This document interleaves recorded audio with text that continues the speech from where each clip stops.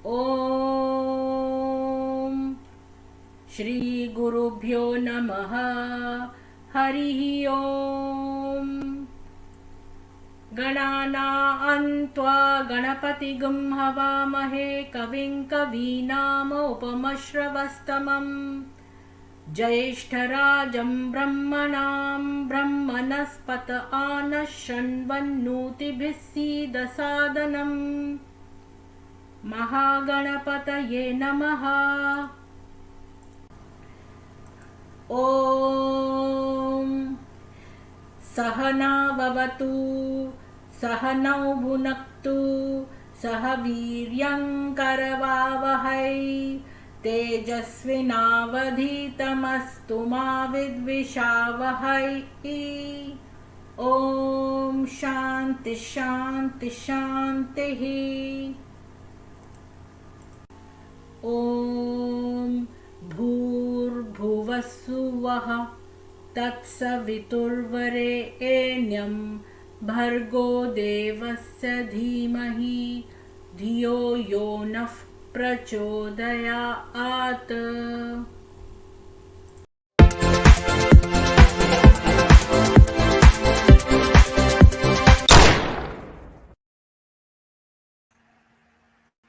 सभी को नमस्ते। तो आज हमारे गेस्ट हैं ताहिर जी, जो पहले एक मुस्लिम रह चुके थे और अब वो एक्स मुस्लिम हो गए हैं। तो आज उनसे वार्तालाप करके जानेंगे कि आखिर वो कौन सी वजह थी जिससे उन्होंने इस्लाम छोड़ा। तो मैं उनके बारे में बहुत ज़्यादा नहीं जानती हूँ, तो उनके ही मुख से सुनते हैं उनके अतीत के बारे में। तो वेलकम करते हैं, स्वागत है आपका ताहिर जी हमारे चैनल पर। आपका बहुत बहुत स्वागत है। प्रीति जी नमस्कार, और आपका भी बहुत बहुत शुक्रिया कि आपने मुझे अपने स्ट्रीम में शामिल किया, और आपके सारे दर्शकों का भी बहुत बहुत शुक्रिया जो आपकी इस स्ट्रीम को देख रहे हैं। सभी लोगों को मेरी तरफ से आदाब और बहुत बहुत नमस्कार। तो ताहिर जी, मैं आपसे जो है पहला प्रश्न, मैं कुछ 2-3 ही सवालों आपसे पूछूंगी। तो पहला मेरा सवाल ये है कि आप कुछ अपने बचपन के बारे में बताएं कि आप शिया हैं, सुन्नी हैं, इंडिया से हैं, पाकिस्तान से हैं, आपके कितने भाई बहन थे, आपकी फैमिली कट्टर थी या मॉडरेट थी, आप नमाज पढ़ते थे, मदरसे जाते थे इत्यादि। जी, मैं इंडिया से बिलोंग करता हूँ। इंडिया में बिहार जो एक स्टेट है वहाँ से बिलोंग करता हूँ। और मेरी फैमिली जो है वो एक बड़ी फैमिली थी, और उसमें मैं सबसे छोटा हूँ घर में। और मैं एक सुन्नी फैमिली से बिलोंग करता हूँ। मेरी फैमिली एक रिलीजियस फैमिली थी, कट्टर तो नहीं थी कभी भी, लेकिन हाँ रिलीजियस फैमिली थी, रिलीजन को प्रैक्टिस करते हैं लोग। और मेरे फादर भी काफ़ी रिलीजियस थे। मैं मदरसे में तालीम मैंने नहीं हासिल की है, हालांकि जब मुझे इस्लाम की तरफ ज़्यादा रुझान हुआ, तो उसके बाद फिर मैंने सऊदी अरब में, चूँकि मैं जॉब करता था, तो वहाँ पर फिर मैंने इस्लाम के बारे में अच्छे से पढ़ाई किया। और मैंने शयूख के अंदर, यानी शेख जिनको कहते हैं, बड़े उलमा जो होते हैं, उनके अंडर में इस्लाम की पढ़ाई की, फ़िक़्ह की पढ़ाई की, अरबी ज़बान को सीखा। तो कुल मिलाकर के मैं ये कह सकता हूँ कि हालांकि बचपन में तो मैं मदरसे नहीं गया, लेकिन कुरान और हदीस को सीखने के लिए मैं जो शेख होते हैं, जो उलमा होते हैं, उनके अंडर में रहा, और उनसे मैंने इस्लाम की तालीम हासिल की। तो मतलब आपने बचपन यहाँ गुजारा, तो आप किसी मौलवी आपको आता होगा सिखाने के लिए आपके घर पर बचपन से, जो नमाज कुरान वगैरह। वो चीज़ें तो जनरली बचपन में बहुत छोटे उम्र में आदमी सीखता है, तो वैसे छोटी उम्र में तो एक मौलवी साहब आते थे। हालांकि मेरे फादर खुद भी बहुत अच्छा इल्म रखते थे, इस्लाम का भी और कुरान का भी। तो बचपन में ज़्यादातर चीज़ें हमारे फादर ने ही हमें पढ़ाई। और उसके अलावा कभी एक दो पारा, जो आखिर का पारा जिसको हम कहते हैं कुरान का अम्मा पारा, उसको पढ़ने के लिए हम मौलवी साहब के पास जाया करते थे। बाकी कुरान की तजवीद वगैरह सब कुछ हमारे फादर ने ही हमें सिखाई थी। और ज़्यादा मतलब बाहर के किसी मौलवी से इन्फ्लुएंस नहीं था मैं उस ज़माने में भी, बचपन में भी। लेकिन इस्लाम को पढ़ने का, इस्लाम को जानने का, कुरान को पढ़ने का शौक़ मुझे मेरे वालिद साहब के इंतकाल के बाद हुआ। लगभग सन 2000 में उनका इंतकाल हुआ है, और उसके बाद से ही फिर मैंने ज़्यादा रुचि दिखाई इस्लाम को समझने के लिए। तो उसके बाद फिर मैंने कुरान को माने के साथ, यानी उसका जो इंटरप्रिटेशन होता है, तफसीर जो उसकी बोलते हैं, उसके साथ उसको पढ़ा। और उसके बाद फिर हदीसों को, जो हमारे यहाँ जो फ़ेमस हदीस आती है सुन्नी इस्लाम में 6 हदीसें हैं, तो उसको पढ़ने की शुरुआत की और उसमें से भी अच्छी खासी हदीसों को मैं पढ़ गया। काफ़ी रुचि था, लेकिन साथ ही साथ मैं एक रैशनल बंदा रहा हूँ शुरू से। तो जहाँ पर जो वाजिब सवाल बन जाते थे इस्लाम के अंदर, जो बहुत सारे कॉन्ट्रडिक्शन आते हैं या इलॉजिकल बातें हैं या फिर अनसाइंटिफिक बातें जो बहुत सारी हैं, उसके ऊपर जो सवाल हो जाते थे, तो मैं उसको लेकर के अपने अपने ज़माने में जिस जिस मुफ्ती और जिस आलिम के साथ मेरा उठना बैठना रहा, मैं उनके सामने वो सवाल लेकर के हमेशा जाता रहा। लेकिन एक बात ये कह सकता हूँ कि मुझे कोई माकूल जवाब आज तक नहीं मिला। जब भी मैं किसी के पास गया तो बातें या तो टाल दी गई या फिर मतलब एक जवाब ऐसा दिया गया जो एम्बिगुअस है, जिसमें कोई आंसर नज़र नहीं आ रहा है, जिसको आप ज़बरदस्ती करके एक्सेप्ट कर लें, इस तरह की तो बातें। आपकी उम्र उस समय क्या थी और ये अरब जाने से पहले की बात है?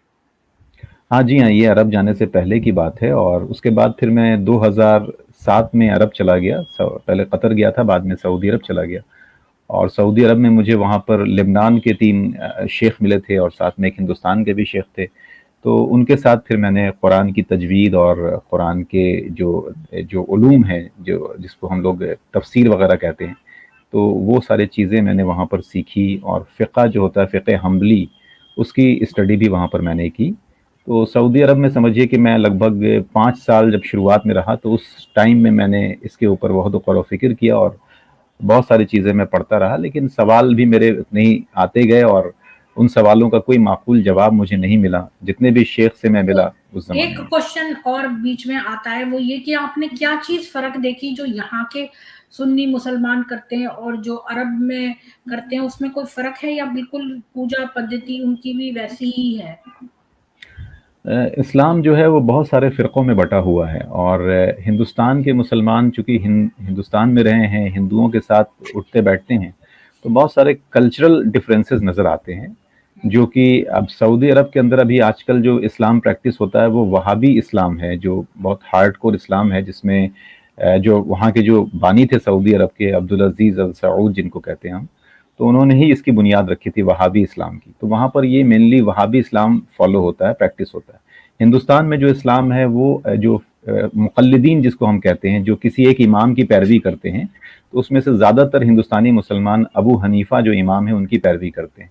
और साथ ही यहाँ पर सूफ़ी इस्लाम भी थोड़ा बहुत देखने को, आजकल तो हालाँकि बहुत कम हो गए उनकी तादाद, लेकिन थोड़ा बहुत सूफ़ी इस्लाम भी देखने को मिलता है, जो सऊदी अरब में बिल्कुल भी नहीं है। वहाँ पर सूफ़ियों को काफ़िर या मुशरिक इस तरह से माना जाता है, तो वहाँ पर ये प्रैक्टिस नज़र नहीं आती। तो जो कट्टर हैं वहाँ के लोग, तो और यहाँ के इतने कट्टर नहीं है, सांस्कृतिक मुसलमान है, तो वो दोनों में फ़र्क क्या है? मतलब 5 वक़्त की नमाज़ वो भी पढ़ते हैं, यहाँ भी पढ़ते हैं, तो क्या किस मामलों में वो कट्टर हैं? देखिए, चूँकि हम यहाँ पर एक बहुत सारी चीज़ें जो इस्लाम के अंदर है ना, इस्लाम एक ऐसी तालीमात देता है जिसमें कॉम्प्रोमाइज़ नहीं है, जिसमें आपको कॉम्प्रोमाइज़ नहीं कर सकते। अगर आप कॉम्प्रोमाइज़ करोगे तो फिर इसका मतलब ये है कि आप अल्लाह के दीन को सही तरीके से फ़ॉलो नहीं कर रहे हो, लाइटली ले रहे हो आप, ये बातें होती हैं। तो वहाँ पर चूँकि कोई गैर मुस्लिम होता नहीं है अरब के अंदर में, तो उनको कोई दिक्कत नहीं होती किसी चीज़ को लेकर के। यहाँ पर के मुसलमानों को बहुत सारी चीज़ों में कॉम्प्रोमाइज़ करना पड़ता है। तो वो चीज़ें, वो फ़र्क नज़र आता है। जैसे कि एक एग्ज़ाम्पल के तौर पर कि यहाँ पर बहुत सारे मंदिर हैं या बहुत सारे जगह पर भजन कीर्तन होता है, जो कि जब मैं वहाँ पर रहता था सऊदी में, तो वहाँ पर मेरे 2-3 जो लेबनान के थे फ्रेंड, तो वो ये कहते थे कि भाई तुम लोग ऐसे में जी कैसे लेते हो? हम तो हम हमारे लिए जीना मुश्किल हो जाएगा। मतलब ज़ाहिर-सी बात है कि उनके लिए जो मतलब इस्लाम में बुत परस्ती बिल्कुल हराम है। और जो देखा जाए तो मोहम्मद साहब जो थे उन्होंने बहुत सारे बुतों को तोड़ा था और इस चीज़ को बहुत बुरे तरीके से, बुरी नज़र से देखा जाता है इस्लाम में। तो इन सब चीज़ों का थोड़ा फ़र्क है। हालाँकि ऐसा नहीं है कि वहाँ के सारे मुसलमान इस तरह के हैं, बहुत सारे मुसलमान बहुत मॉडरेट किस्म के भी हैं, बहुत सारे ऐसे भी हैं जो एथिस्ट हो चुके हैं वहाँ पर रहते हुए। लेकिन ये है कि फ़र्क है, यहाँ और वहाँ के मुसलमानों में फ़र्क है। कट्टरता यहाँ के मुसलमानों में भी है, ऐसी बात नहीं है, यहाँ के मुसलमानों में भी बहुत कट्टरता है, पर उनका कल्चर मजबूर है, मतलब वो कल्चरल वे में थोड़ा-सा मजबूर हो जाते हैं यहाँ पर हिंदुस्तान में रहने की वजह से। हुँ। जी। अच्छा, तो फिर आपने जो है वहाँ पे आपको शेख मिले, तो उनसे आपने आपने जो कुरान जो आप यहाँ से पढ़ के गए थे, तो आपको कुछ कॉन्ट्रडिक्शंस या कुछ क्वेश्चन्स थे जो यहाँ के मौलवी जो है आपको ऐसा संतुष्टजनक जवाब नहीं दे पाए, तो वो वाले सेम क्वेश्चन आपने वहां पे पूछे उन शेखों से? हाँ, वो सारे क्वेश्चंस मैंने पूछे, लेकिन वहां पर भी कोई ऐसा मुतमईन जवाब मुझे नहीं मिला। और क्या वो ये तो क्वेश्चन आप हमारे साथ शेयर कर सकते हैं कि वो कौन से क्वेश्चन थे जो आपने पूछे थे? बहुत सारे क्वेश्चंस थे उसमें, लाइक एक तो हमारे यहाँ जो बहुत फेमस है, हजरत आयशा सिद्दीक़ा जो रसूल अल्लाह की जो बेगम थी, जिनकी उम्र बहुत कम थी, 6 साल की उम्र में शादी का मामला है। अभी जो हमारे यहाँ पर नुपुर शर्मा जी के ऊपर जो इतना तोहमत दराजी हो रही है, तो उसी चीज़ को लेकर के एक तो ये सवाल था। उसके अलावा भी सवाल थे, जैसे कि रसूल अल्लाह का मामला था कि वो पूरी दुनिया के लिए, यानी इस्लाम ये मानता है कि जो मोहम्मद साहब थे वो पूरी दुनिया के लिए रहमत बना के भेजे गए, लेकिन उन्होंने तो सिर्फ अरब के कुछ छोटे छोटे से हिस्से में ही ट्रैवल किया, वहाँ से वो बाहर नहीं निकले। तो एक इंसान पूरी दुनिया के लिए रहमत तभी हो सकता है ना, जब वो पूरी दुनिया के हर एक इंसान से मिले, हर एक इंसान से मिल करके अपना मैसेज डिलीवर करे। अब जिसने हिंदुस्तान में कदम ही नहीं रखा, चाइना में कदम ही नहीं रखा, कोरिया नहीं गया, जापान नहीं गया, अब वो आदमी फिर वहाँ के लोगों के लिए रहमत कैसे बन सकता है? दूसरी चीज़ है कि एक सवाल मेरा शुरू से था कि अरबी ज़बान में इस्लाम है और इसको ये कहा जाता है कि ये यूनिवर्सल है, यानी पूरी दुनिया के लिए ये मज़हब है। तो किसी एक पर्टिकुलर ज़बान में कोई भी दीन, कोई भी धर्म जो होता है वो यूनिवर्सल नहीं हो सकता है, क्योंकि हम लोग हर हर हर इंसान जो है वो अलग-अलग ज़बान में पैदा होते हैं और अलग-अलग भाषाएँ बोलते हैं। तो उस हिसाब से जो हमारी भाषाएँ हैं, हम उसमें ही हर चीज़ को ज़्यादा बेहतर तरीके से समझ सकते हैं। यानी ज़ाहिर सी बात है, हम किसी दूसरे ज़बान को सीखेंगे, उसमें वक़्त लगेगा, और सीख करके भी हम उसमें माहिर तो नहीं हो सकते ना। जो वहाँ के पैदाइशी लोग हैं, उनके मुकाबले में हम कभी भी वैसा ज़बान नहीं बोल सकते। तो क्या ही बेहतर होता कि एक ऐसा यूनिवर्सल ज़बान होता जो सारे लोग बोलते, और उसको फिर भेजा जाता गाइडलाइंस के लिए कि हाँ भाई चलो इसमें किसी को गाइडेंस दिया जाए। इसके अलावा और भी सवाल थे, लाइक कि अल्लाह जो है वो कुरान में कई जगह पर ये कहता है कि मैं ही इंसान को हिदायत करता हूँ और मैं ही इंसान को गुमराह करता हूँ। कई जगह पर ये बातें, मैं यहदिल्लाहु फहुवल मुहतद व मैं युद्लिल फलन तजिद लहू वलिय्यम मुर्शिदा, इस तरह की आयतें हैं। तो बात यह है कि जब अल्लाह ही इंसान को गुमराह कर रहा है, तो फिर अल्लाह हमें फिर पनिश क्यों करेगा? हमें जहन्नम की आग, और ये जहन्नम की आग भी ऐसा बताते हैं जो ये आलिम दीन है कि ऐसी आग है कि उससे निकल करके अगर दुनिया की आग में डाल दिया जाए तो तुमको नींद आ जाए, और इस तरह की बातें। तो इतनी सख्त अजाब में अल्लाह हमें क्यों मुब्तला रखेगा?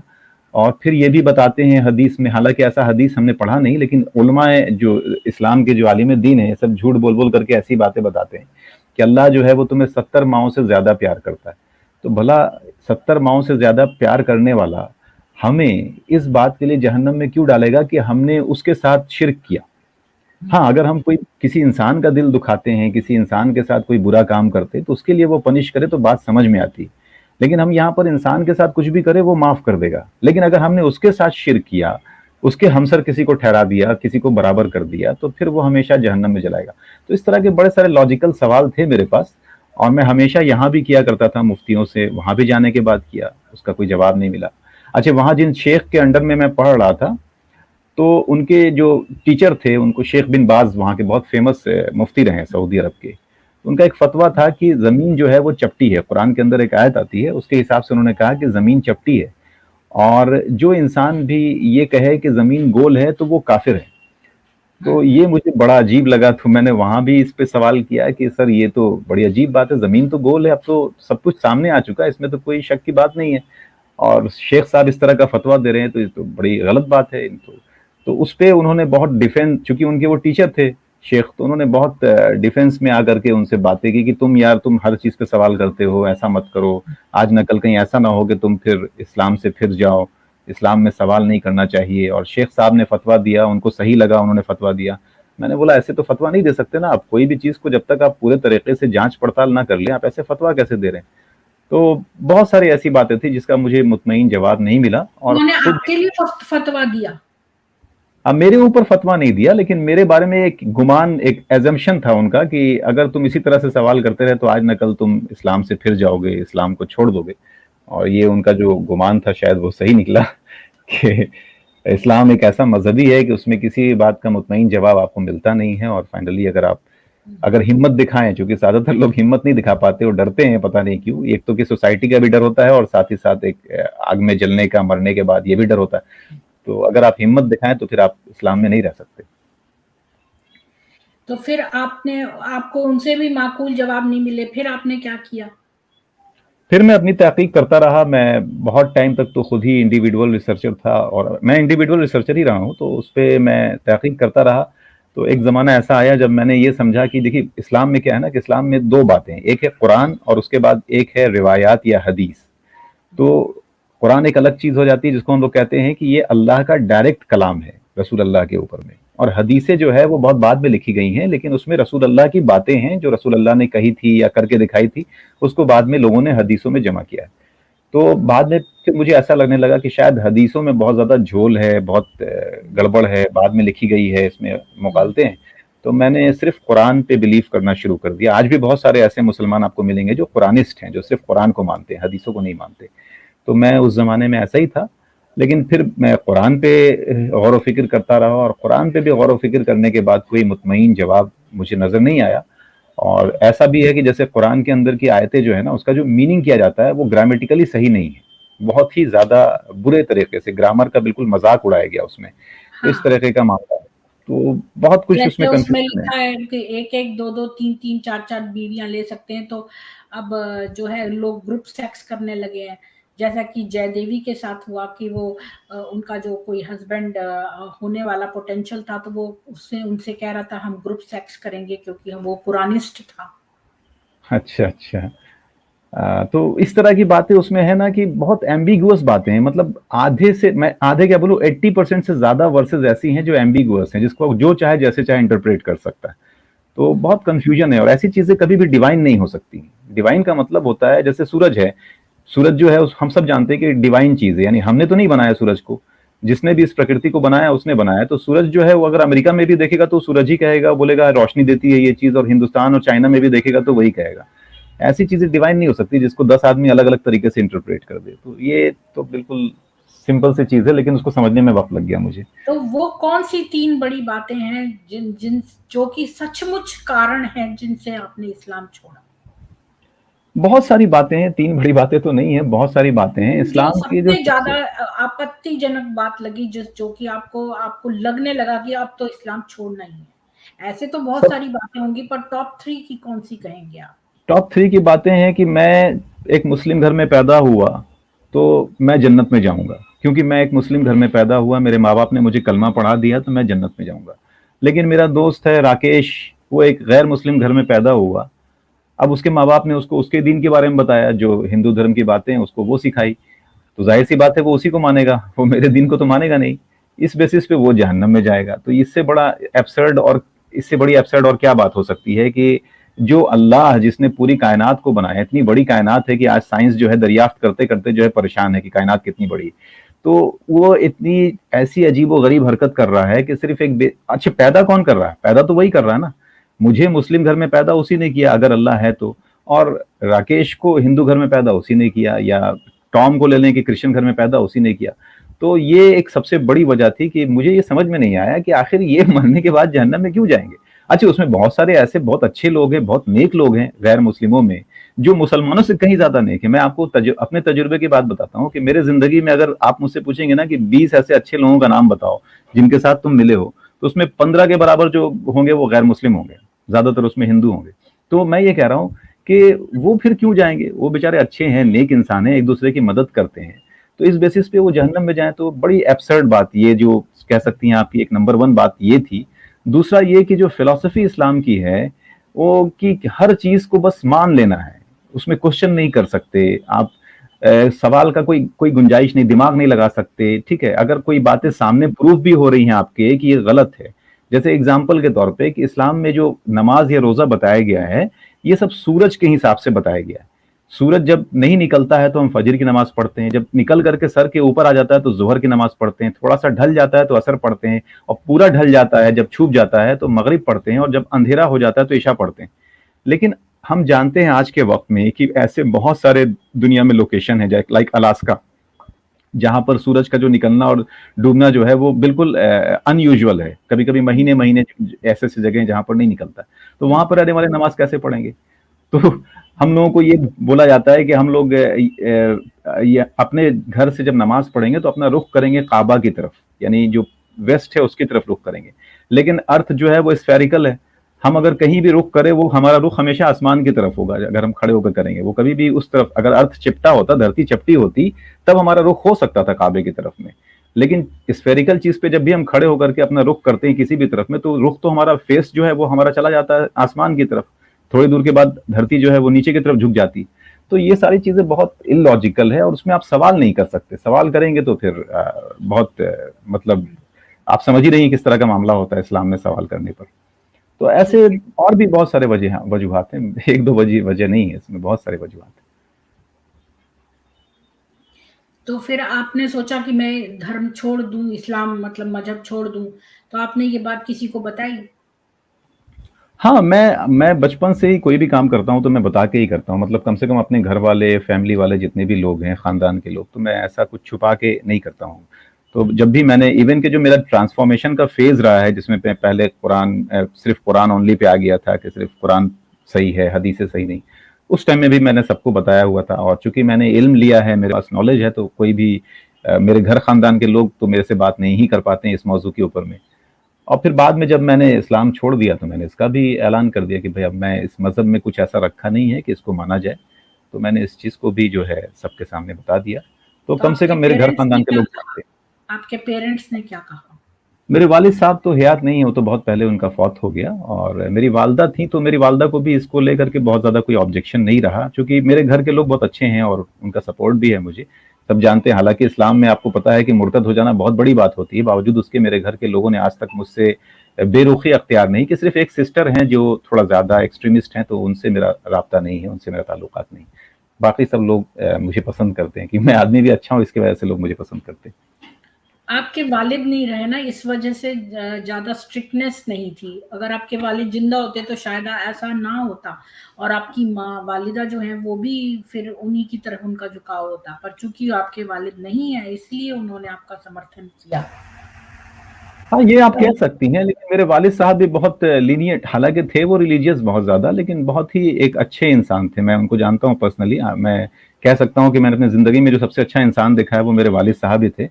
तो बहुत ज़्यादा मुझे नहीं लगता है कि वो इस बात पर सख्ती करते। इवन कि जब मैं नमाज़ नहीं पढ़ता था उनके टाइम में, तो कहते हमेशा थे कि नमाज़ पढ़ा करो, ज़रूरी चीज़ है, लेकिन कभी सख्ती नहीं करते थे इसके लिए कि हाँ, नमाज़ क्यों नहीं पढ़ते हो? जैसे बहुत सारे घरों में ऐसा होता है कि सख्ती की जाती है कि आप नमाज़ पढ़ो, जबरन उठाया जाता है सुबह के वक़्त में। तो ऐसा कभी उन्होंने हमारे साथ नहीं किया। अच्छा, तो ये आपने इस्लाम छोड़ने का फैसला जो है अरब में किया या इंडिया वापस आके किया? अरब में ही था तो मैंने तभी ये फैसला ले लिया था, लेकिन वहाँ पर मैंने अनाउंस नहीं किया था ओपनली। और अरब में चूँकि मसला है, आप अनाउंस नहीं कर सकते, वरना फिर मसला हो जाएगा आपके लिए। तो अनाउंसमेंट जो है मैंने यहाँ आने के बाद ही किया था, यानी अपने लोगों को जो बताया मैंने, वो यहाँ आने के बाद ही बताया था। 2014 के आस-पास की बात है ये। तो वहाँ पर आप ऐसे ही जाते रहे नमाज़ में, मतलब अंदर से आप छोड़ चुके थे, पर वैसे ही लोगों को दिखाने के लिए वहाँ करते रहते थे ये सब काम? और नहीं, नमाज़ वग़ैरह में नहीं जाता था मैं, चूँकि मैं कैंप के एरिया में रहता था, तो वहाँ पर इतनी सख्ती नहीं थी नमाज़ को लेकर के। और धीरे-धीरे करके अब अरब का भी माहौल पहले जैसा नहीं रहा। जब मैं शुरुआत में गया था तो उस वक़्त में बहुत ज़्यादा सख्ती थी नमाज़ वग़ैरह को लेकर के। लेकिन अब आप जब अभी जाएँगे अरब में, जो आज के वक़्त का अरब है, तो वहाँ पर तो बिल्कुल भी सख्ती नहीं। कोई नहीं पकड़ता आपको कि हाँ, नमाज़ पढ़ रहे हैं, नहीं पढ़ रहे, इस तरह की चीज़ें। हाँ, तो फिर आप मैरिड हैं या आप सिंगल हैं? नहीं, नहीं, मैं मैरिड हूँ। अच्छा, तो आपने मुसलमान लड़की से शादी करी थी या आप शादी करने के बाद छोड़ा या पहले? नहीं, नहीं, मैंने मुस्लिम लड़की से ही शादी की थी। और फ़ॉर्च्यूनेटली मैं कह सकता हूँ कि मेरी वाइफ़ भी बहुत ज़्यादा रिलीजियस नहीं थी शुरू से। हाँ, जब मैं रिलीजियस था तो उस उसपे मेरी वजह से उसको थोड़ा रिलीजन को के प्रोटोकॉल्स जो होते हैं उसको फ़ॉलो करना पड़ता था, बट बहुत ज़्यादा रिलीजियस नहीं थी। तो आज भी वो बहुत ज़्यादा रिलीजियस नहीं है और उसको कुछ ऐसा प्रॉब्लम भी नहीं है मेरे इस तरह के डिसीज़न से। अच्छा, तो और आप अपने बच्चों को जो है आपने उनके नाम मुस्लिम ही रखे हैं और उनको मदरसा ही भेजते हैं? नहीं, नहीं, मदरसा की तो कोई तालीम नहीं है, उनको अरबी ज़बान से कोई मतलब भी नहीं है। और नाम तो उनका मैंने मुस्लिम ही रखा था, क्योंकि जब मेरे बच्चे जो लास्ट मेरी जो बच्ची पैदा हुई थी, तो वो 2014 के पहले की ही बात है।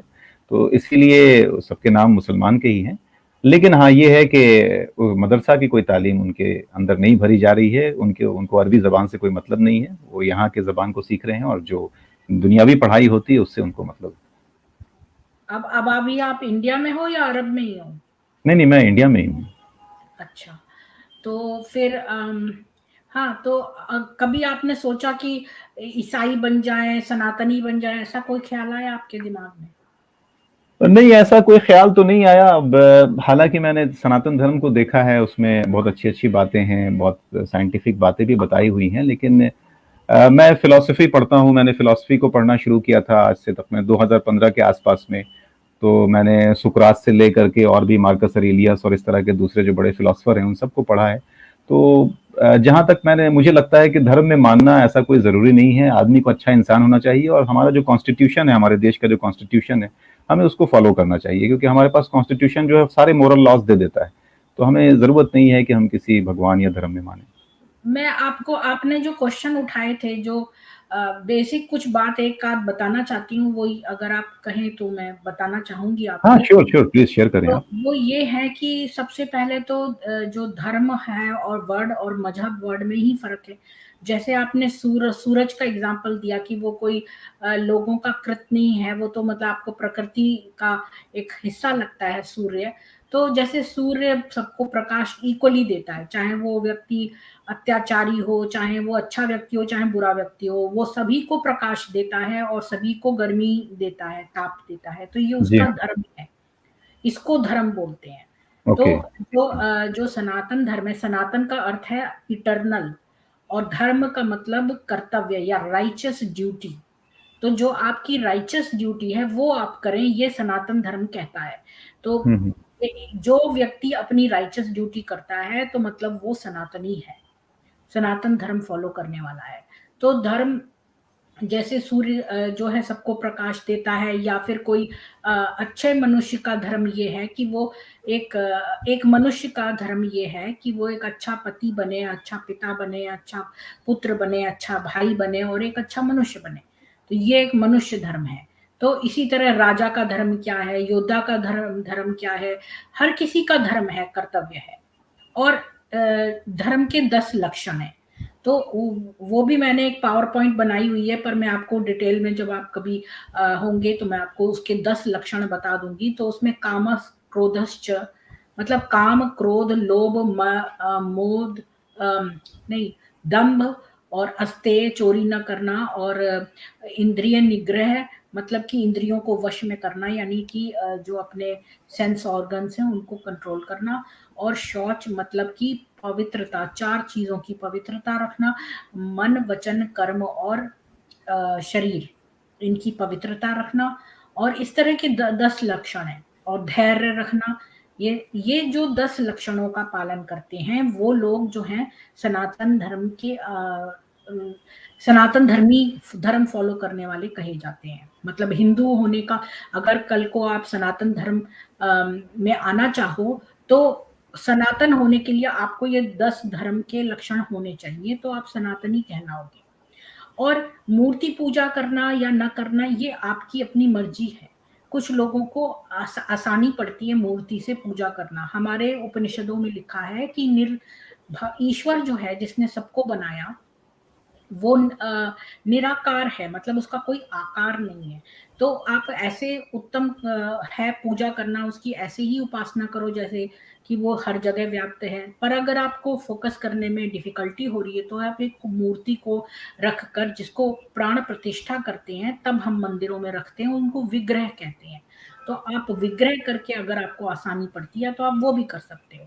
तो यह आपकी अपनी फ्रीडम है, चाहे आप करो या मत करो, खाली मंत्र पढ़ो या वो भी मत पढ़ो। अगर आप नास्तिक हो तो भी आप एज अ जिज्ञासु सनातन धर्म में रह सकते हो। तो अब एक बहुत बड़ा फंडामेंटल डिफरेंस है जो सनातन धर्म और इसमें इस्लाम में है, वो ये है कि एक तो हमारे यहाँ प्रश्न पूछने को एक एक मार्क ऑफ इंटेलिजेंस समझा जाता है, और इसको प्रेरित किया जाता है कि हर व्यक्ति क्वेश्चंस पूछे। क्वेश्चन पूछना मतलब कि आप उत्सुक हैं उस चीज को जानने के लिए। और जो गुरु है वो तब तक आंसर करता रहेगा जब तक शिष्य जो है वो संतुष्ट न हो जाए। तो हुँ, हुँ, इसलिए वो हुँ। तब तक क्वेश्चन करता चला जा सकता है। और इस बात को हम लोग जो है वो इस बात को क्या बोलेंगे, मेरे को वर्ड्स नहीं आते कभी-कभी, सॉरी, दिमाग में। हाँ, हाँ, ठीक है, कोई अ, नहीं। मतलब वो करते हैं इस मतलब बात के लिए, मोटिवेट इनकरेज करते हैं। हाँ, जी, जी। एनकरेज करते हैं। तो ये बात है एक तो, और एक बहुत बड़ा डिफरेंस ये है कि हमारे यहाँ जो है वो ईश्वर, यानी जिसने जो सुप्रीम बीइंग है, वो किसी को पनिश या किसी को रिवॉर्ड नहीं करता। अगर आपने अच्छे काम किए हैं तो, या बुरे काम किए हैं तो, ये नहीं है कि आपके यहाँ ये लिखा हुआ है किताब में कि अल्लाह है वो माफ करता है, वही गुमराह करने वाला है, वही क्षमा करने वाला है। ये सब बातें हमारे यहाँ नहीं है। जो हमारे कर्म हैं, अगर हमने, कोई व्यक्ति है मान लो वो, उसने बुरे कर्म किए हैं तो उसको उसका पनिशमेंट मिलेगा, और अगर उसने अच्छे कर्म किए हैं तो उसका रिवॉर्ड मिलेगा। और कोई व्यक्ति पूरी तरह से बुरा और अच्छा नहीं होता, वो कुछ अच्छे कर्म करता है, कुछ बुरे कर्म करता है, तो वो उसको अच्छे पार्ट का अच्छा फल मिलेगा, और जो बुरे बुरे कर्म किए हैं उसका बुरा फल मिलेगा। चाहे आप कुछ भी कर लो, अगर आप कितनी भी प्रार्थना कर लो ईश्वर से, आपके कर्म जो हैं वो माफ नहीं होते। बात यह है कि उस जो बुरे कर्म का फल आता है, अगर आप बहुत बहुत प्रेयर कर रहे हो, मान लो कोई अच्छा व्यक्ति, मान लो कोई ऐसा व्यक्ति है उसने बुरे कर्म किए पर बाद में वो अच्छा हो गया, तो वो प्रेयर करने लगा भगवान से, उसने बहुत प्रार्थना की, तो जो बुरा समय आएगा उसके जीवन में, जो कि उसके बुरे कर्म करने का नतीजा है, जो कि उसके ऊपर विपत्तियां आएंगी या बुरे सजाएं मिलेंगी उसको, तो उस समय अगर वो प्रार्थना करेगा तो वो समय आसानी से कट जाएगा।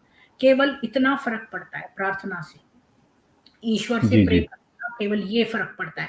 पर ईश्वर आपको पनिश या फॉरगिव नहीं करता। अब देखिए ये कितनी बड़ी बात है कि इसमें लिखा है कि अल्लाह है जो आपको क्षमा करता है। तो अब ये क्षमा करना है, एक इनजस्टिस है। मान लो एक आदमी ने दूसरे आदमी का कत्ल कर दिया और फिर उसने भगवान से क्षमा मांग ली, तो फिर अल्लाह है जो उसने उसे क्षमा कर दिया, तो उस विक्टिम का क्या, जिसके प्रति उसने अन्याय किया, तो उसके प्रति तो अन्याय ही हो गया ना। अगर अल्लाह किसी व्यक्ति को क्षमा करता है उसके अपराध के लिए, तो जो उस अपराधी ने दूसरे व्यक्ति के ऊपर अपराध किया, उस व्यक्ति का क्या होगा, उसको न्याय कैसे मिलेगा? मैं कंफ्यूज तो नहीं कर रही आपको? नहीं, नहीं, नहीं, नहीं, कुछ नहीं, आप प्लीज़ बताएँ अपनी बातें। हाँ, जी, जी। तो मेरा मतलब ये है कि मान लो एक व्यक्ति दूसरे अल्लाह से क्षमा मांग लेता है और अल्लाह उसको क्षमा कर देता है, तो अल्लाह दूसरे व्यक्ति के ऊपर अन्याय करता है जो विक्टिम था, और जिसका इस व्यक्ति ने उसके ऊपर अपराध किया था, उस व्यक्ति के संग अन्याय करता है भगवान। तो अल्लाह मतलब अन्याय करता है इस तरह से। तो किसी को क्षमा अगर करता है अल्लाह, तो इसका अर्थ ही ये है कि अल्लाह जो है वो न्यायोचित व्यवहार नहीं कर रहा। क्योंकि हाँ जी, हाँ। क्षमा कर देने का अर्थ है कि आपने उस विक्टिम के प्रति कोई भी न्याय नहीं किया। तो एग्ज़ैक्टली। हर व्यक्ति को जो है उसके किए की सजा अवश्य मिलती है सनातन में। और दूसरी बात, आपके यहाँ लिखा है कि भाई किसी को अगर हम वो करते हैं, अल्लाह जो है वो किसी को पनिश करता है तो वो उसे दोजख में भेज देता है, चाहे वो, और अगर कोई रेपिस्ट भी हो तो उसे क्षमा कर देता है। ये तो मैंने खुद ही देखा है, मौलवी खुद कह रहे हैं कि मतलब रेप वेप करने के बाद अगर आप जो है अल्लाह से दुआ करें और अल्लाह बड़ा माफ करने वाला है, और ये सब लिखा हुआ है उसमें। मैं आपको आयतें भी दिखा सकती हूँ। तो एक तो अल्लाह ने वहाँ रेपिस्ट को माफ कर दिया। अब दूसरी ओर देखिए कि जो कोई अच्छा भी व्यक्ति है और वो काफिर है, जैसा कि आपने प्रश्न किया अभी पहले कि ये पॉइंट आपको तंग कर रहा था कि भाई जो अच्छे-अच्छे आपने हिंदू देखे तो वो क्यों दोजख जाएँगे? तो ये वाली बात उसमें लिखी हुई है कि वो अनंत काल तक दोजख जाएँगे, और ये अनंत काल तक जन्नत में हूरें भोगेंगे। तो हमारे सनातन धर्म में जो है कोई भी चीज़ अनंत काल तक नहीं है। तो ये हुँ, हुँ। नहीं है कि आपको फॉरएवर स्वर्ग मिल गया या फॉरएवर, जैसे मान लो किसी बच्चे ने चोरी करी, खाने की चीज़ चुरा ली, तो क्या वो दोजख जाएगा चोरी करने के लिए और अनंत काल तक वो पकोड़ा बनाया जाता रहेगा और नरकों हुँ, में हुँ। यातनाएँ भुगतेगा और उसको फ्राई किया जाएगा? मतलब ये कितना बड़ा जो है उसके प्रति अन्याय होगा। तो हमारे यहाँ जो स्वर्ग और नरक हैं वो अनंत काल तक नहीं है। वो उसी अवधि तक हैं जहाँ तक आपने अच्छे कर्म किए हैं या बुरे कर्म किए हैं। आप स्वर्ग भी उतने ही टाइम तक भोगते हैं और नरक भी, ठीक है? और एक बात और मैं क्लियर करूंगी कि ये जो आप सब लोगों के अंदर ये गलत फहमी है कि सनातन में तो बड़े सारे करोड़ों 33 करोड़ देवी देवता हैं, तो ये वाली बात भी गलत है, क्योंकि वो 33 कोटि हैं, ना कि करोड़ हैं। कोटि मतलब टाइप्स, 33 टाइप्स ऑफ देवता। अब देवता क्या है? वो एक पोजीशन है, एक पोस्ट है। जैसे अब मान लो ताहिर जी आपने इतने वर्चूज कलेक्ट कर लिए, तो आप उस पोस्ट को ग्रहण कर सकते हैं। जैसे इंद्र ओके। की एक पोस्ट है, अग्नि की एक पोस्ट है, सूर्य की एक पोस्ट है। मतलब ये सारे जो देवता हैं थे 33 टाइप्स के, इनकी पोजीशंस हैं। और जो व्यक्ति मतलब इतने देवता लेवल तक के गुण जो है उसके अंदर आ जाते हैं वर्च्यूज, तो वो पोस्ट ले सकता है। जैसे बारिश का देवता, बादलों का देवता, और अग्नि देवता, ये सारे। ठीक है, तो ये सब देवता हैं। और इनके ऊपर जो है वो है जो जो अब एक और बात, जो हमारे सब लोग कहते हैं कि इनके तो बहुत भगवान है, तो हमारा एक ही भगवान है, उसको ब्रह्म कहते हैं। तो ब्रह्म जो है जी। वो हमारा सुप्रीम बीइंग है, सनातन का केवल एक ही ईश्वर है, और वो है ब्रह्म। और वो ब्रह्म जो है उसकी जैसे मान लो आप जग में पानी लो, और जग का पानी एक गिलास में डाल लो, एक कटोरी में डाल लो, और एक किसी और चपटे बर्तन में डाल लो, तो आपने वही पानी 3 जगहों पे डाल दिया। ठीक है, तो इसी तरह जब ब्रह्म ने यूनिवर्स में मैनिफेस्ट किया, तो अब जो सुप्रीम बीइंग है, वो जब वो उसने मैनिफेस्ट किया, तो उसने अपने फंक्शन के बेसिस पर अपने आप को 3 जो एनर्जी थी इतनी सुप्रीम, और उस एनर्जी का कोई आकार नहीं है, और वो इतनी सुप्रीम एनर्जी को आप मैस्कुलाइन या फेमिनाइन भी नहीं कह सकते, उसके अंदर दोनों हैं। जो मैस्कुलाइन एनर्जी भी है और फेमिनाइन एनर्जी भी है। उसने जो है 3 में स्प्लिट हो गई वो एनर्जी। वो 3 में इसलिए स्प्लिट हो गई क्योंकि एक तो क्रिएशन का काम करने में व्यस्त हो गई, और दूसरी मेंटेन करने के काम में व्यस्त हो गई, और तीसरी जो है डिस्ट्रक्शन और रीजेनरेशन के काम में व्यस्त हो गई। तो हम जो पुराने जमाने में लोग different type of terminologies use करते थे, तो वेदों में बहुत विज्ञान है, तो ये लोग क्या करते थे कि उस टाइम पे दूसरे नाम दे देते थे। जैसे ब्रह्मा कह दिया, जो क्रिएशन वाली एनर्जी है उस पार्ट, वो एनर्जी सेम ही है, वही ब्रह्मा है, वही शिव है, वही विष्णु है। पर on the basis of functionality Brahma जो है वो क्रिएशन का काम कर रहा है, और विष्णु जो है वो मेंटेनेंस का, और शिव जो है वो रीजनरेशन का।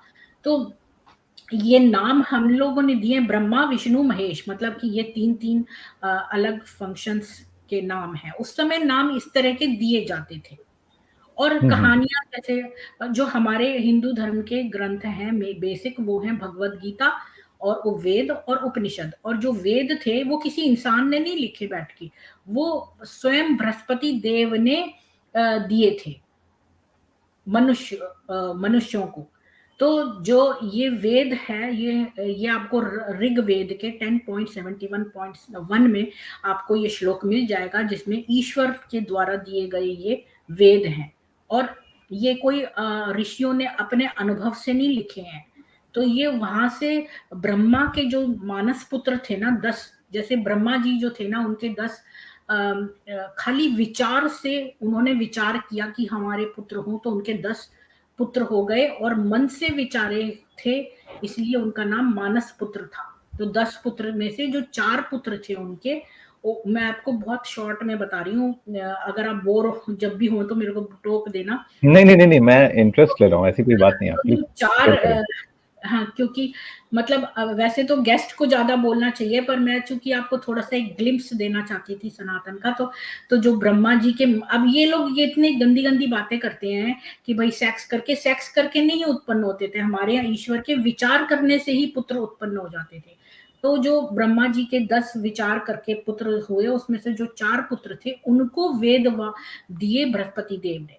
तो ईश्वर के द्वारा मानस पुत्रों के पास ये वेद आए, और उनसे जो है ऋषियों के आगे फॉरवर्ड हुए ये वेद। तो इस तरह से जो है ये पास ऑन, तो ये हमारी स्वयं जो है ईश्वर के द्वारा दिए गए हैं। तो खैर, मैंने ये पॉइंट आपको पता नहीं क्यों बताया था वेदों का। हाँ, तो ये हमारे बेसिक हैं, वेद उपनिषद और गीता। तो ये हमारे बेसिक ग्रंथ हैं। और जो पुराण हैं वो सारे में सिंबॉलिक कहानियां हैं, जिनके की सिंबॉलिक अर्थ हैं। जैसे मैं आपको एक बता देती हूँ छोटी सी, कि उसमें लिखा है कि चंद्रदेव ने जो है दक्ष की 27 बेटियों से विवाह किया। अब उस ओके। समय जो है वो इस तरह ही बोला जाता था। चंद्र मतलब चंद्र देवता यानी मून, और ये 27 लड़कियां नहीं थी, बल्कि ये 27 नक्षत्र हैं। तो उस समय ना इस तरह कहानियों के रूप में बच्चों को सिखाते थे, क्योंकि इतने सारे वो वर्ड्स इस आजकल जो है कॉन्स्टेलेशन वगैरह ये सारे वर्ड्स जो यूज होते हैं, ये उस समय नहीं होते थे। उस समय कहानी के माध्यम से पौराणिक कहानियां समझाई जाती थी। तो ऐसा बोल दिया कि भाई जो चंद्रमा देवता हैं, उन्होंने जो है दक्ष की 27 बेटियों से शादी करी।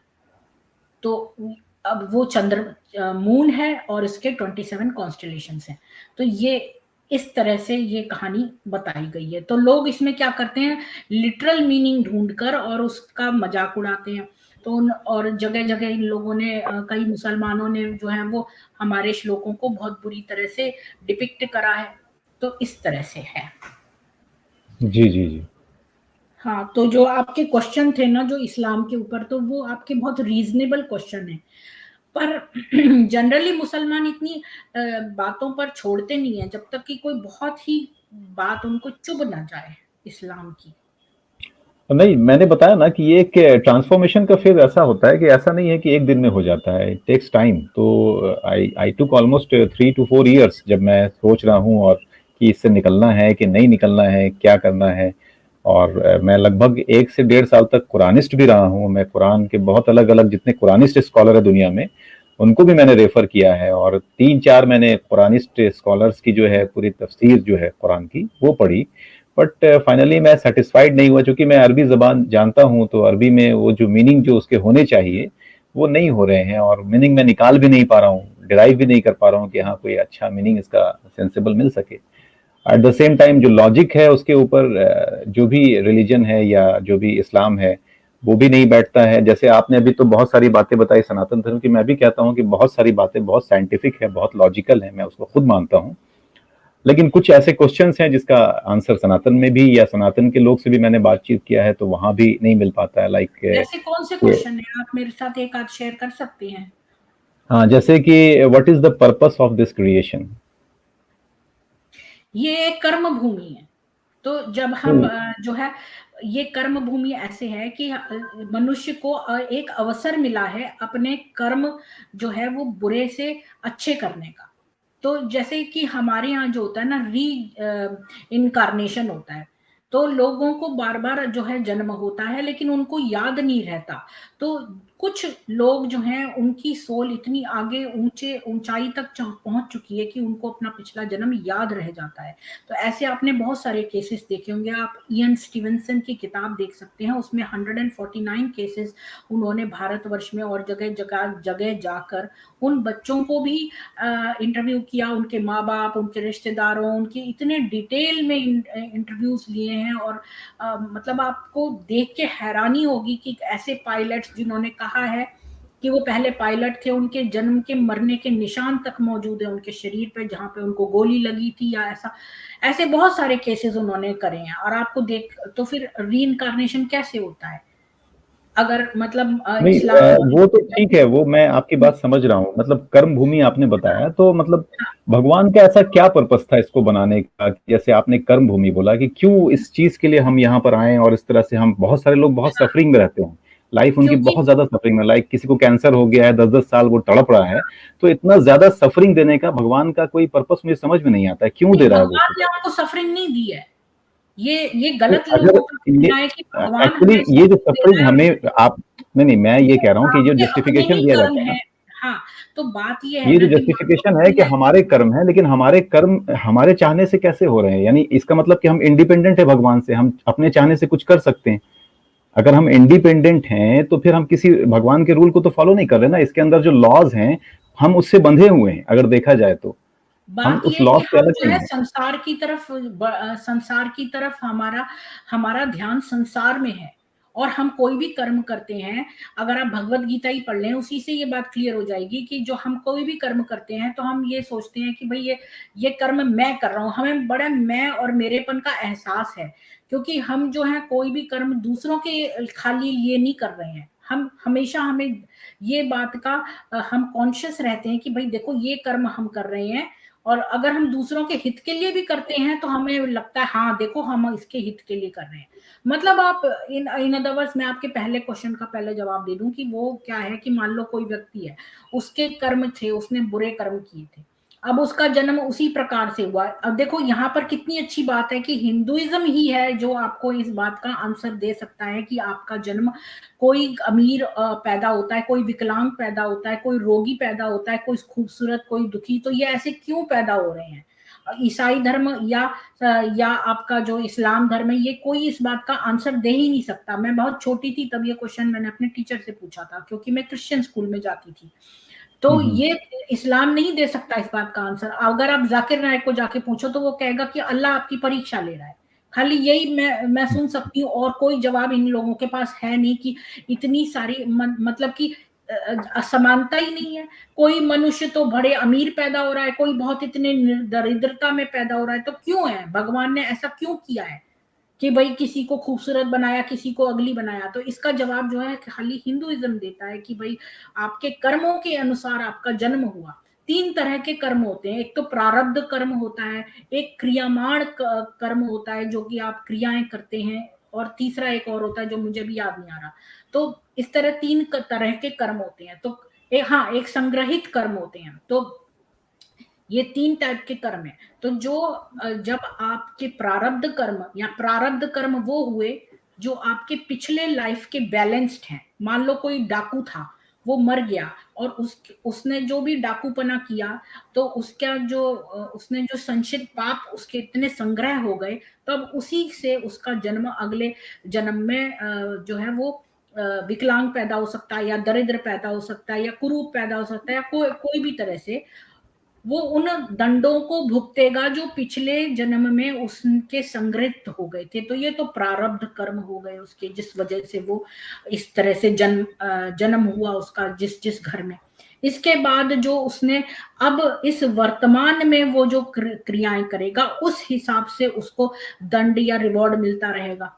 ठीक है। तो और इसी तरह संचित वाले जो कर्म हैं वो, तो उनका मैं आपको और डिटेल में बताऊंगी, पढ़ के अभी मुझे याद नहीं आ रहा कि संचित वाले और इस तरह के 3, वर्तमान जो अभी कर रहा है संचित वाले, और जो जो मतलब भविष्य में संचित के लिए संग्रह कर रहा है वो वाले, और जो अभी वर्तमान में कर रहा है।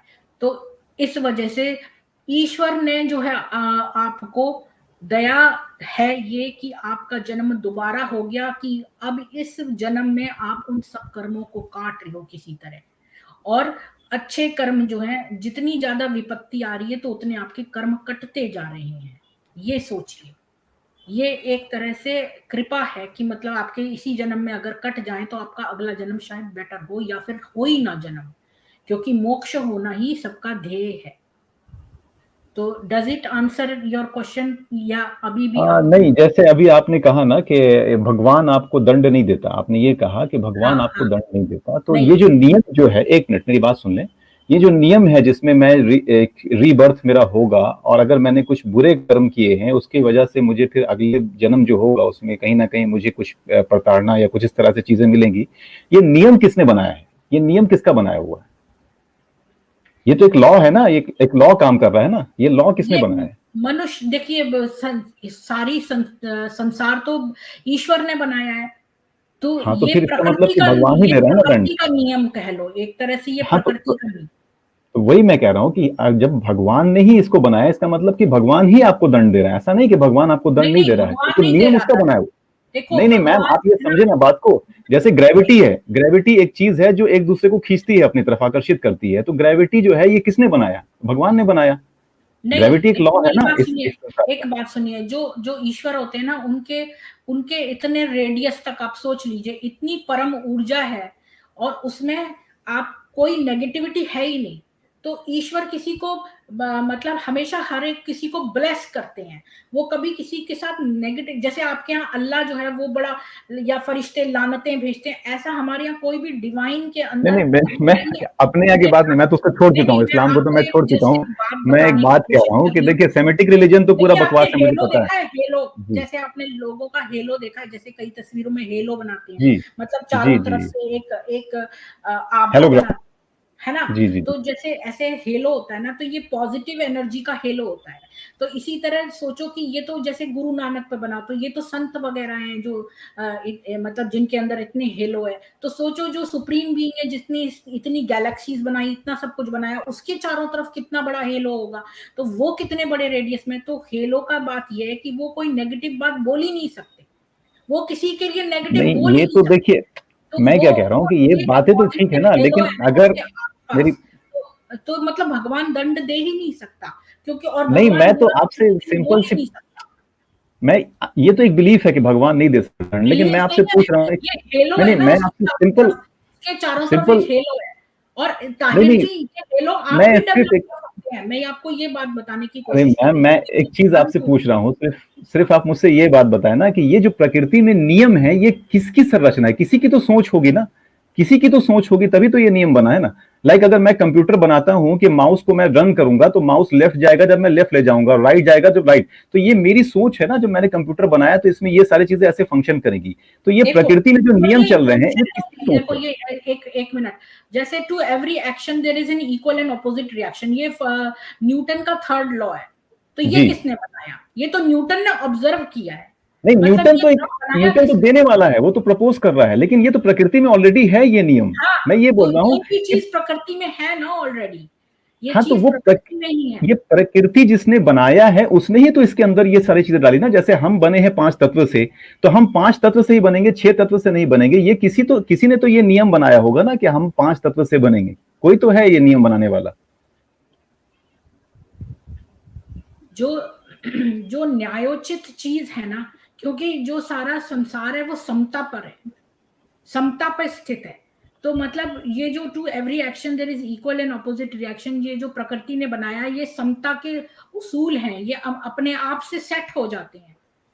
तो ये जो नहीं, है, ये सेटिस्फैक्टरी नहीं है मैम। एक्चुअली क्या है कि देखिए, जब ठीक कोई भी है चीज, ताहिर जी, तो अगर, ये क्वेश्चन का हाँ, मैं रेंज चेक लेती हूँ, मैं जी रेंज जी चेक जी, लेती हूँ, क्योंकि मैं अपने मन से कोई भी चीज बोलना नहीं चाहती। तो जो आपका बिल्कुल क्वेश्चन है बिल्कुल मेरे बिल्कुल पास सही बात है। रहेगा, और इसका जो है मैं आपको संतोषजनक जब तक जवाब नहीं दे दूंगी, ढूंढ नहीं लेती, मैं आपको वापस आके जवाब दूंगी इसका। ठीक है। बिल्कुल तो बिल्कुल, मैं बहुत बहुत मैं शुक्रिया। कोई मैं कोई हर चीज की मतलब बहुत ज्ञाता नहीं हूँ ताहिर जी, मैं खुद एक जो हूँ लर्निंग उसमें हूँ। 5 बार मैंने अपना भी मजहब चेंज करके मैं सनातन धर्म में आई हूँ। तो मैं भी ओके ओके, बहुत पढ़ने की, और मैं जिज्ञासु हूँ, और हर चीज को काफी जानने के बाद सही आंसर ही देना चाहती हूँ, आपको अपने गैस करके तुक्केबाजी का आंसर नहीं देना चाहती। बहुत अच्छी तो बात है मैम, बहुत अच्छी बात है। इसलिए मैं आपको पढ़ के इस बात का जवाब अच्छे से दूंगी। जी जी, बहुत शुक्रिया आपका, बहुत शुक्रिया। तो और कोई क्वेश्चन है आपके, तो जो जिनका मैं कर सकती हूँ जवाब दे सकती हूँ, मैंने कुछ तो सॉल्व करे ही होंगे आपके क्वेश्चंस। नहीं देखिए, मैं क्या बोल रहा हूँ कि मैं हमेशा से ये भी कहता हूँ, जब से मैंने अभी थोड़ा सा सनातन धर्म के ऊपर थोड़ा सा गौर फिक्र किया है, तो मुझे जी ये लगता है कि जितने भी सेमाइटिक रिलीजन को तो छोड़ दीजिए, वो तो बकवास है पूरी तरह से, वो तो एक्सेप्टेबल नहीं किसी भी हाल में।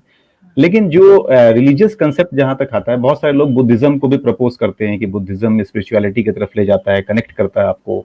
तो उसके मुकाबले में मुझे सनातन धर्म की जो टीचिंग्स है वो बड़ी साइंटिफिक नजर आती है। बहुत सारी बातें इसमें काफी साइंटिफिक हैं और बहुत लॉजिकली उसको बताया गया है। लेकिन बावजूद उसके जो हमारा जो जो चूंकि मैं एक मुफक्किर हूं, मैं सोचने वाला इंसान हूं, मैं एक गौर फिक्र करने वाला इंसान हूं, तो मेरे जो बहुत सारे सवाल हैं उसका एक मुतमईन जवाब मुझे सनातन धर्म से भी नहीं मिल सका है।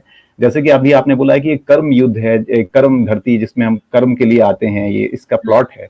लेकिन इसका प्लॉट आखिर ऐसा बनाया क्यों गया, जहां पर एक 5 साल की 6 साल की बच्ची का रेप होता है, उसको ब्रूटली जला के मार दिया जाता है, जहां पर बुश फायर में करोड़ों जानवर जो है जल करके जिंदा मर जाते हैं, जहां पर ऐसा एक ऐसा सिस्टम बनाया गया है कि एक जानवर दूसरे जानवर को मार के खा करके जिंदा रह सकता है। लाइक शेर है, वो एक कार्निवोरस एनिमल है। अब उसकी मजबूरी ये है कि वो जब तक नहीं खाएगा हिरण को मार करके, तब तक वो जिंदा नहीं रहेगा।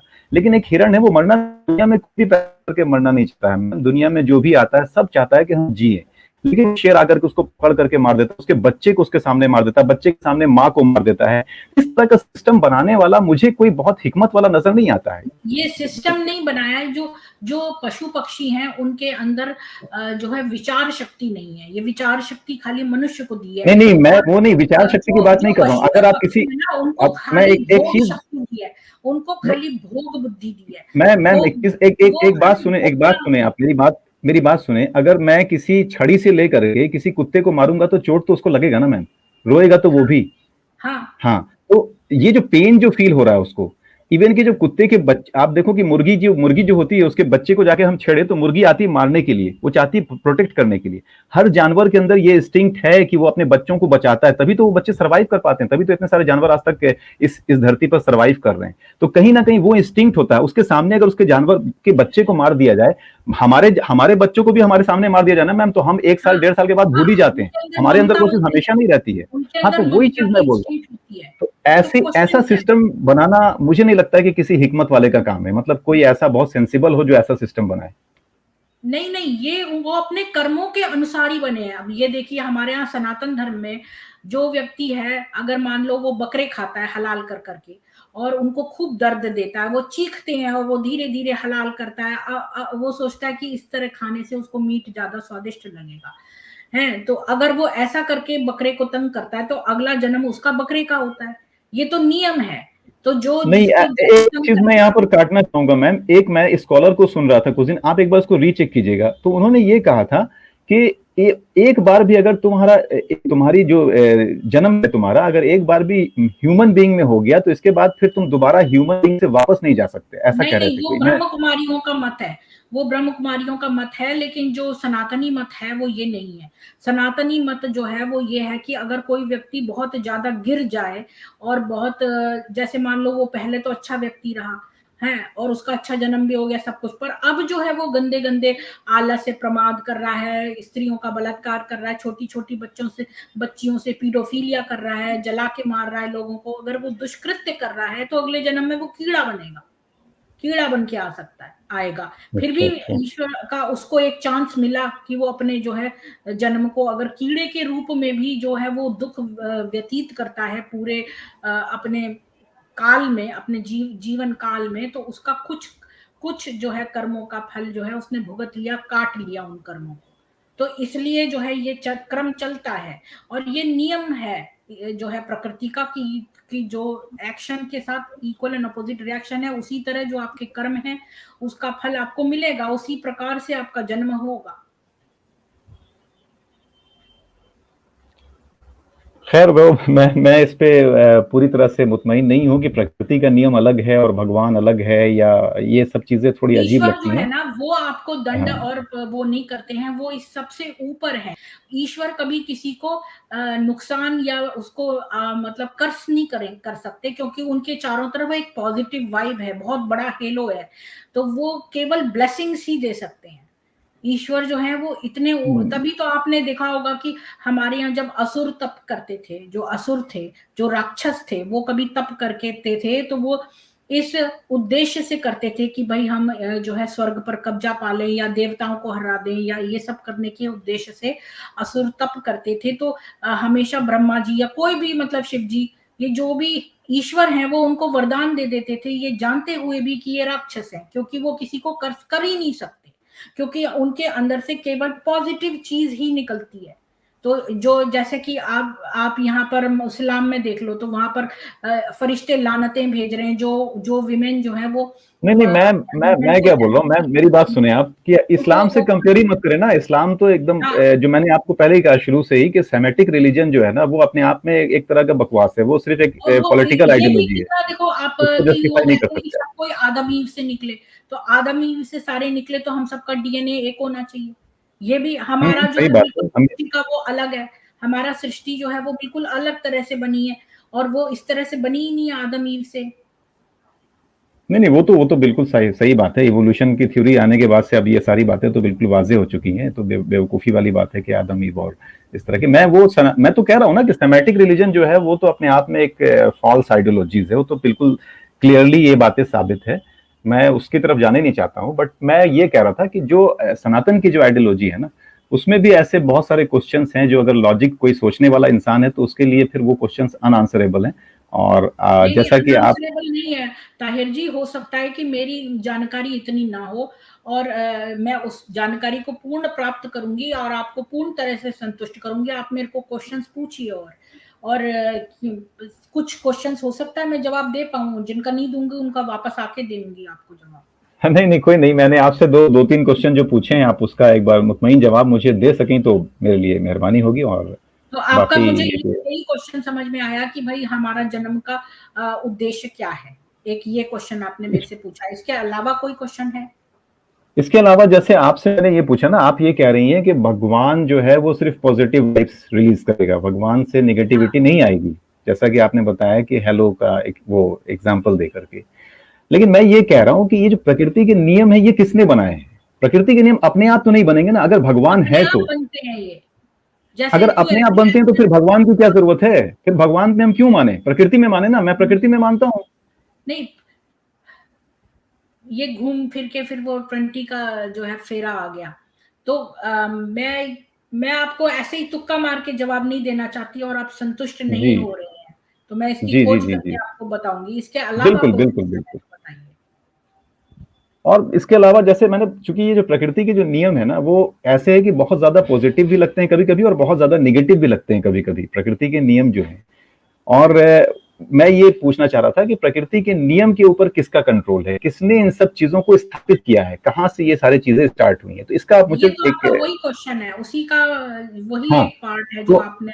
हाँ, अभी एक एक सवाल यहाँ पर कर्मा को लेकर के होता है, कर्मा को लेकर के एक कंफ्यूजन ये है कि हमें ये लगता है कि हम कोई काम कर रहे हैं, लेकिन मेरे हिसाब से, मैंने जो अब तक अपना रिसर्च किया, गौर फिक्र किया, उसके हिसाब से हमारे अंदर फ्री विल नाम की कोई चीज नहीं होती, हम अपने से कोई भी काम नहीं करते। मैं आपको एग्जांपल देता हूँ, आप थोड़े से 2 मिनट सुने मुझे।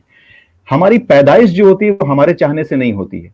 हम किस घर में पैदा होंगे, किस धर्म में पैदा होंगे, किस क्षेत्र में पैदा होंगे, ठीक है, किस जात में पैदा होंगे, ये हमारा चाहना नहीं होता है। हम काले होंगे, हम गोरे होंगे, ये हमारा चाहना नहीं होता है। हम पैदा होने के बाद क्या लैंग्वेज बोलेंगे, क्या बोलते हैं, किस किस स्कूल में पढ़ेंगे, कहां पर किस गिरदोपेश में पले बढ़ेंगे, हमारे माँ बाप कौन होंगे, अच्छे माँ बाप होंगे या दारू पीने वाले घटिया माँ बाप होंगे, ये हमारे हाथ में नहीं होता है। हम लेफ्टी बनेंगे या राइटी बनेंगे, ये हमारे हाथ में नहीं होता है। ठीक है, हमारी आंखें तेज होंगी, कमजोर होंगी, ये हमारे हाथ में नहीं होता है। हम तुतला के बोलेंगे, हम क्या होता बोलते हैं, है ना, साफ ये बोलेंगे, जितना भी नहीं नहीं नहीं आपने नहीं नहीं नहीं, नहीं, नहीं ये ये हमारे हाथ में सब नहीं होती होता है। है। क्योंकि हाँ, आप अच्छे कर्म करेंगे इस लाइफ में, तो अगर आपका दोबारा नहीं, जन्म ये होगा तो ये तो तो अच्छा ये होगा। डिफरेंट कंसेप्ट हो गया ना, अभी हम कर्म पे नहीं जा रहे। मैं क्या बोल रहा हूं, आप सुने मेरी बात को। आप अपने जिंदगी को उठा के देखें कि आपके साथ जितने भी मामलात हुए हैं, उसमें आप शुरुआत में देखें कि आपके हाथ में क्या था। आपके हाथ में कुछ भी नहीं था, आपके पेरेंट्स ने जहां चाहा आपका एडमिशन करवाया, पढ़ाया, वो आपके हाथ में नहीं था। लेकिन हम ये बोलते हैं कि हम उस वक्त में नाबालिग थे, जिसके वजह से ये हमारे तो पेरेंट्स डिसीजन ले, मैं तो लूंगा नहीं, मैं तो नाबालिग था, मेरे पेरेंट्स डिसीजन ले रहे थे। लेकिन जब आप बालिग होते हैं जिस टाइम में, तो ये एक चेन ऑफ कॉजेशन होता है जो कंटिन्यूटी में आपके साथ चलता रहता है, जिसकी वजह से आपको ऐसा लगता है कि आप ले रहे हैं डिसीजन, लेकिन एक्चुअली में आप डिसीजन नहीं ले रहे होते। जैसे आपने मुझे यहां पर अभी कॉल किया, इस चैनल पर इनवाइट किया, लेकिन ये आपने अपनी चाहत पे नहीं किया। आप अनकॉम्प्रोमाइजिंग इंडिया पे पूजा परवीन मैडम का कोई प्रोग्राम देख रही होंगी, और उसमें आप मुझे देख गई कि ये बंदा एक्स मुस्लिम है और ये ऐसी बातें कर रहा है, तो फिर आपकी चाहत बनी कि आप मुझे यहां पर लाएं। तो ये आपकी चाहत नहीं थी, ये कहीं ना कहीं से चेन ऑफ कॉजेशन में ये चीजें चली आ रही होती हैं, जिसको हम ये समझ रहे होते हैं कि हम कुछ कर रहे हैं, लेकिन एक्चुअली में हम कुछ नहीं कर रहे होते। और माइन्यूट लेवल पे जाके देखा जाए, जो हमारे अंदर जो इलेक्ट्रॉन्स हैं, प्रोटॉन्स हैं, न्यूट्रॉन्स हैं, और उसके अंदर जो सब एटॉमिक पार्टिकल्स होते हैं, जो हम फर्मियंस वगैरह बोलते हैं, हिग्स वगैरह जो होते हैं, इस पे हमारा कोई कंट्रोल नहीं है। साइंस ने आज इतना डेवलप हो गई है साइंस, तो क्वांटम मैकेनिक्स में इस बात को बिल्कुल साबित कर दिया है कि वो रैंडमनेस में अपना डिसीजन लेते हैं, हमारे ऊपर डिपेंड नहीं करते। तो जो हमारे थॉट प्रोसेस होते हैं वो भी कहीं ना कहीं इलेक्ट्रॉन, प्रोटॉन, न्यूट्रॉन से ही बन रहे होते हैं। तो उस पर हमारा कोई कंट्रोल नहीं होता, लेकिन हम ये समझ रहे होते हैं कि हमारा कंट्रोल है, ऐसा हमको अप्रतीत हो रहा होता है, लेकिन एक्चुअली में हमारा कंट्रोल होता नहीं है। तो अगर हमारा कंट्रोल ही नहीं, तो फिर कर्मा कंसेप्ट ही अपने आप में इनवैलिड हो जाता है। देखिए, यही सवाल जो आपने बोला है, ये बहुत तसल्ली बख्श जो है उसमें दिया हुआ है भगवत गीता में। यही चीज बहुत ही ज्यादा कॉन्सेप्ट बहुत ज्यादा एक्सप्लेन किया हुआ है इसको। और मैं तब से जो है छठे अध्याय तक पहुंच गई हूँ, और इसी बात को बार बार ओवर एंड ओवर कहा गया है कि अगर आपने ये समझिए कि ये जो शरीर है ये ही आपका नहीं है, जो कर्म आप करते हैं वो भी आपके नहीं है, आप केवल दूसरों के हित के लिए ही कर्म करो और कोई कर्म करो ही मत। और जो भी कर्म आप, ये जो है कर्म योगी की डेफिनेशन है कि ये जो शरीर है ये भी मेरा नहीं है, जो कर्म मैं कर रहा हूं ये भी मेरे नहीं है, ये कुछ भी मेरा नहीं है, ये सब परमात्मा का ही है, परमात्मा का ही दिया हुआ है और उसी के लिए मैं कर रहा हूं। यही योग में, कर्म योग में आरूढ़ रहने का कॉन्सेप्ट है, ये जो बहुत अच्छी तरह भगवत गीता में एक्सप्लेन्ड है। आप ऐसा करिए, आप मेरे ख्याल में एक लेवल आगे बढ़ गए हैं ताहिर जी, क्योंकि अगर आपके दिमाग में ये विचार आने लगे हैं कि ये कर्म मैं नहीं कर रहा हूं, तो आप ऑलरेडी एक स्टेप आगे बढ़ चुके हैं। तो आप ये भगवत गीता पढ़िए, इसमें बहुत अच्छा कर्म कॉन्सेप्ट दिया हुआ है, और मैं आपको भेज दूंगी जो भगवत गीता है। अगर आपका मेरा इसका आप शॉट ले लीजिए मेरे ईमेल का, तो इस ईमेल पे आप मेरे को अगर एक लाइन डाल देंगे तो मेरे पास आपका ईमेल आ जाएगा, तो मैं आपको जो है वो गीता दे दूंगी, या आप मेरे ही चैनल के अगर आप कान में लगा नहीं के नहीं, सुन। मैंने शॉर्ट ले लिया है, मैं आपको मेल करता हूँ, आप मुझे उस पर जो है रिवर्ट करें, मैं हाँ, भगवत गीता पढ़ूंगा। और हाँ, उससे ये भी होगा कि आप जो है खुद पढ़ भी सकते हैं, और अगर आप हिंदी जानते हैं तो आप अच्छे से पढ़ सकते हैं उसमें। हाँ हाँ, मैं हिंदी और जानता हूँ, हिंदी मेरी बहुत अच्छी है। इतना ब्यूटीफुली एक्सप्लेन है ये कॉन्सेप्ट, तो मेरे ख्याल में आप खुद ही जो है वो एक योगी की राह पर बढ़ रहे हैं। तो आप जो है ऑलरेडी, अगर आपके दिमाग में ये जो है ट्रुथ आने लगा है, तो इसका मतलब आप एक स्टेप आगे बढ़ चुके हैं, तो उसमें आप अच्छा आपको महसूस होगा, फिर आप मुझे बताना आपको कैसी लगी। और अगर आपने अली सिन्हा की किताब पढ़ी है, अंडरस्टैंडिंग अली मोहम्मद? सिन्हा की ये जो मोहम्मद के ऊपर जो किताब है, हाँ, हाँ हाँ पढ़िए। पढ़ी है? अच्छा, नहीं पढ़ी तो मैं आपको वो भी भेज सकती हूँ, क्योंकि वो नहीं भी नहीं, वो तो बहुत पढ़ी है मैंने, वो बहुत पहले पढ़ी थी मैंने, 2015-16 में ही पढ़ी थी वो किताब। अच्छी अच्छी किताब लिखी उसने, सारी उसमें एक्सपोज अच्छे तरीके से एक्सपोज किया उस चीज को।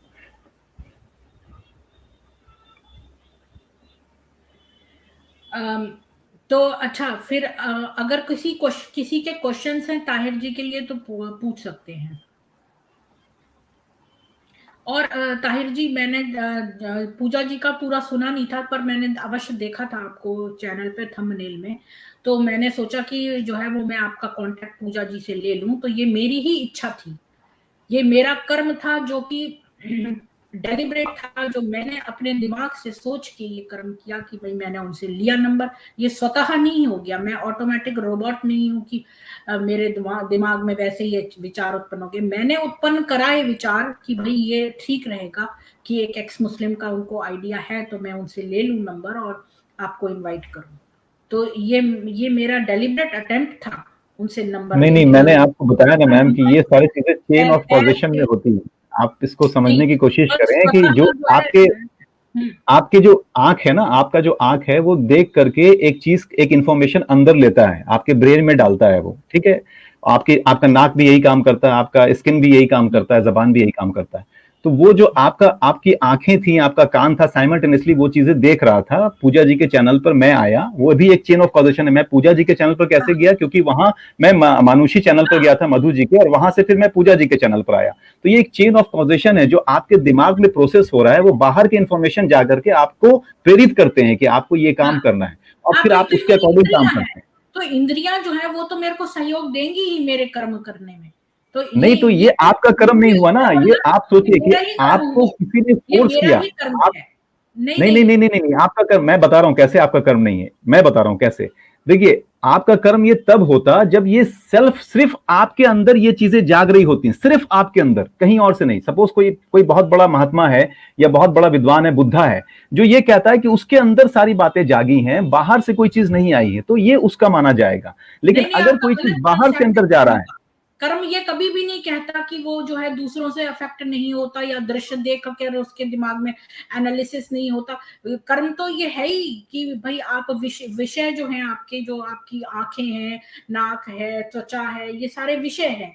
और जो इंद्रियां हैं, मतलब ये आपकी आंख, नाक, कान, तो जो आप इंद्रियों से जो है ये ग्रहण कर रहे हैं दृश्य या सुन रहे हैं, तो आपका दिमाग विचार कर रहा है और उसके बेसिस पे आप कर्म कर रहे हैं, तो वही वो भी कर्म ही कहलाएगा। वो क्यों नहीं कर्म, वो तो ऑब्वियस डेफिनेशन ऑफ ऑफ कर्म ही है वो, कि यही नहीं कर्म नहीं नहीं, करना ये है। ऐसे कर्म नहीं, ये कर्म नहीं ये है ना, ये बाहर आपको आप कर्म ये की चेन ऑफ डेफिनेशन कॉजेशन को क्लियर नहीं समझ नहीं रही। है, आपको नहीं कर्म नहीं की नहीं नहीं। डेफिनेशन कॉन्सेप्ट नहीं पता है। आप ये जो है ये बिल्कुल ही कर्म है, बल्कि जो आप जागते हैं, सोते हैं और जो अपने आप से कार्य करते हैं, जो डेली में जो आप बिना सोचे समझे करते हैं, जैसे कि जागना, खाना पीना, ये क्रियाएं हैं। ये भगवत गीता में साफ साफ लिखा हुआ है कि ये क्रियाएं हैं।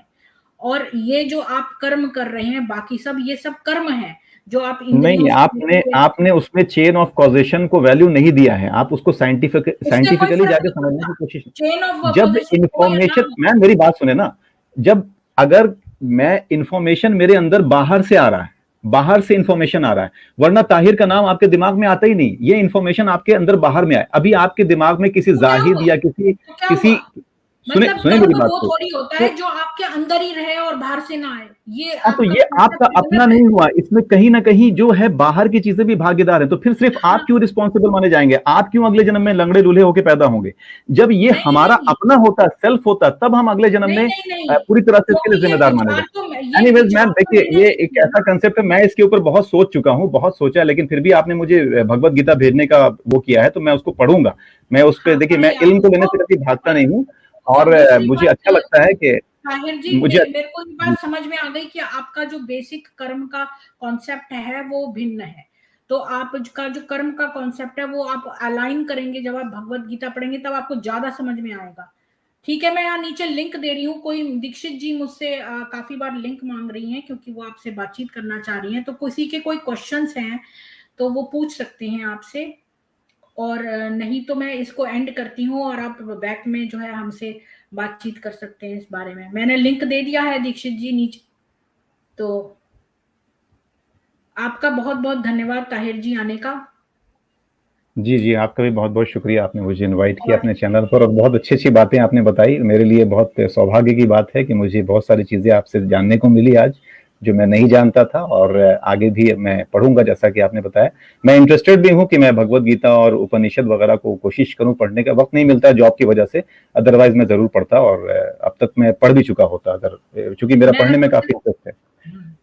मेरे को भी जी। बहुत शौक है और टाइम नहीं मिलता था, तो मैं पता क्या करती थी कि अपने, जब मैं कोई मैनुअल काम कर रही होती हूँ तो मैं अपने हेडफोन्स लगा के मैंने इस तरह से सत्यार्थ प्रकाश और एक आध किताबें मैंने सुन सुन के पढ़ी। मेरे यूट्यूब पे ऑलरेडी बना रखे हैं वीडियो, सारे 108 उपनिषदों के मेरे वीडियोस मौजूद हैं जिनको आप सुन हम्म। सकते हैं। और अभी मैं 6वां अध्याय भगवत गीता का कर रही हूँ, तो उसमें आप पहले 5 अध्याय सुन सकते हैं काम से, अगर आप चाहें तो। अगर आप पे फ्री नहीं होते, लॉन्ग ड्राइव पे जाते हैं, तो मैं पहले बुक्स पढ़ती थी, इन्वेस्टिगेटिव पढ़ती थी, बहुत पहले की बात है, तब मैं लॉन्ग ड्राइव पे जाती थी तो कार में लगा लेती थी ऑडियो। तो इस तरह से जो है मैनेज कर करके मैंने पढ़ी है चीजें। तो दीक्षित जी का डिवाइस नॉट कनेक्टेड शो कर रहा है, तो इसलिए तो फिर मैं एंड करती हूँ और फिर आप इनसे बात कर लीजिए। धन्यवाद।